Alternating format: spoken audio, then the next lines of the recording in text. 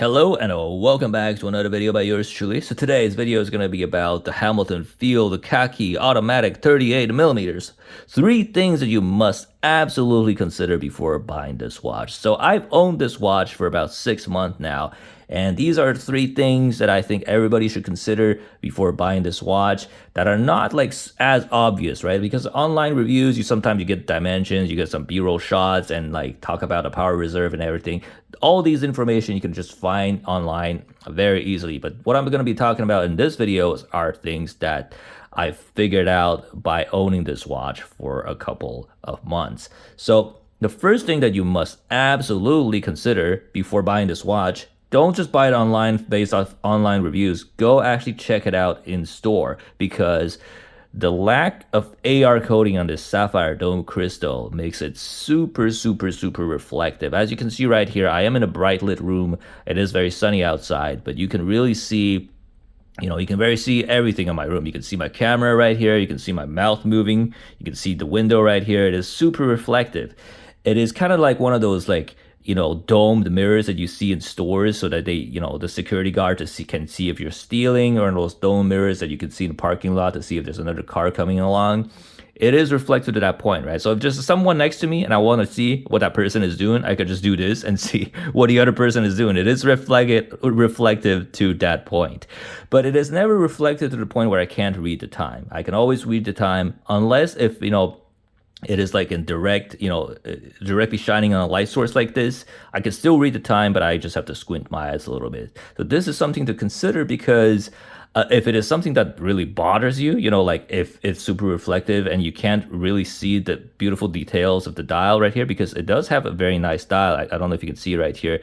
There are these grooves when the groove right here with the numbers are in this. I can't even speak anymore. But there's another ring. There's a ring in the middle. There's another ring right here with texture, and then there's another ring, kind of like a railroad track on the outside. So the dial is absolutely beautiful. I also like the hands. The second hand, and the syringe-like minute and hour hand looks very nice. But it is kind of a little bit ruined by this super reflective crystal that you see right here. I've seen some YouTubers swapping this crystal for a proper double domed AR coated crystal, but I am not very comfortable opening this watch up, so I am not going to be doing that. And I kind of got used to it. But if this is something that kind of bothers you, I highly recommend you go check it out in store, because a lot of these like online pictures or online reviews, they will shoot this watch professionally so that it doesn't show all the flaws about it with this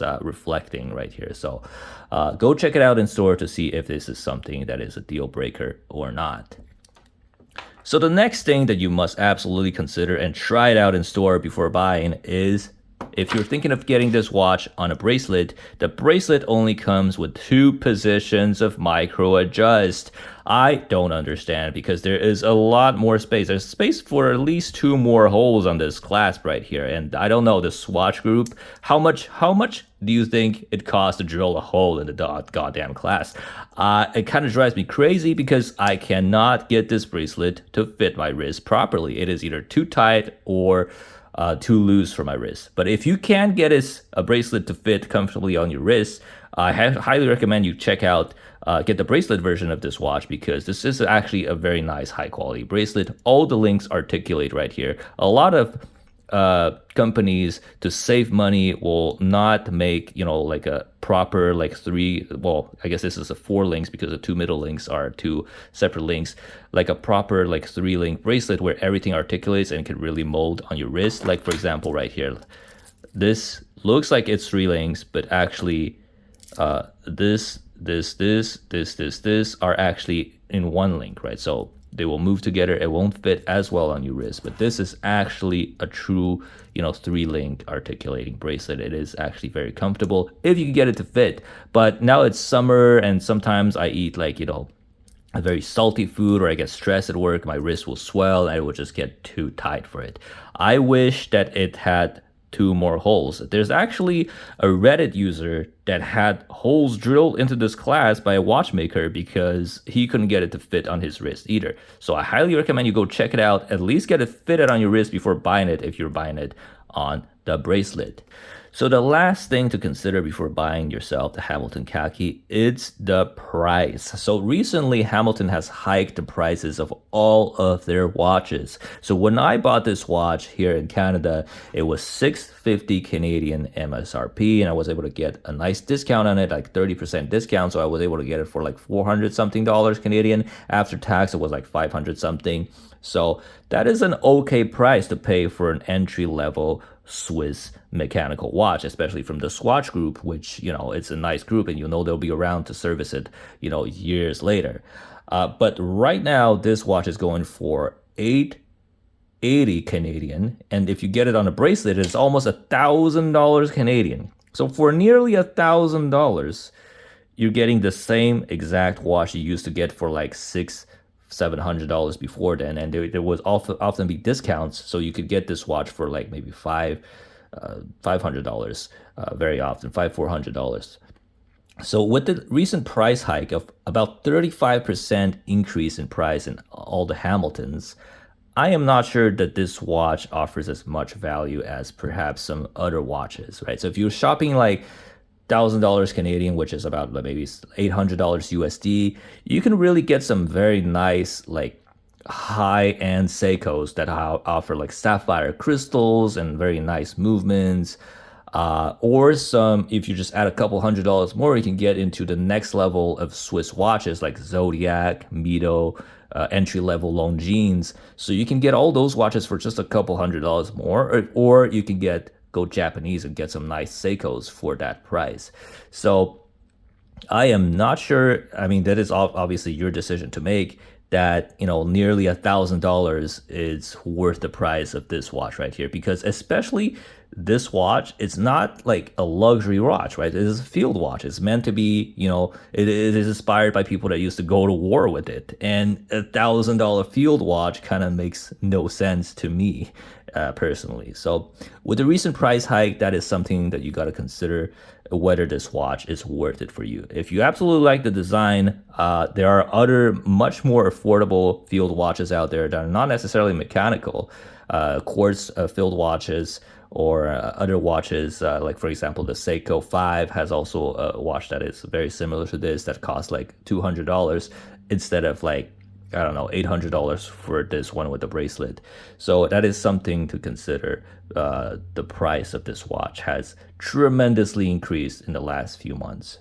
So one last bonus thing to consider is whether you should get this watch in 42 millimeter or 38 millimeter. In my opinion, for 99% of people, 38 millimeter will look fine. I've seen this watch on YouTubers that have much bigger wrist than mine. I have a 6.5-inch wrist, so obviously I had to go for the 38 millimeter. But I have seen this watch on some people with like 7-inch wrists, and it looks absolutely fine. Unless you prefer bigger watches, you have a bigger wrist, I would say the 38 millimeter is best for you. And one last thing that you might not notice at first glance is that the 42 millimeter watch uses the same date wheel as this. So the date is actually the same distance from the center of the dial on the 42 millimeter. So what it does is that in the 15 here, the 15 hour right here, it's kind of like not aligned with the rest of the hours. I'll show you a picture on the screen so you know what I'm talking about. Whereas for this watch, it is like kind of like a perfect circle, but whereas for the 42 millimeter, there is that little like offset in the middle right here.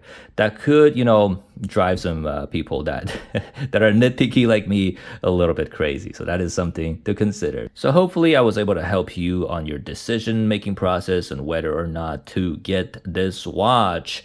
And let me know down in the comments below whether you think the current MSRP of this watch, the current price of this watch makes any sense. In my personal opinion, I don't think it makes any sense to have this watch that expensive because it's so damn close to just the next level of like entry-level luxury watches that like, why would you spend like, anyways, so let me down in the comments below why, if you think the price of this watch makes any sense.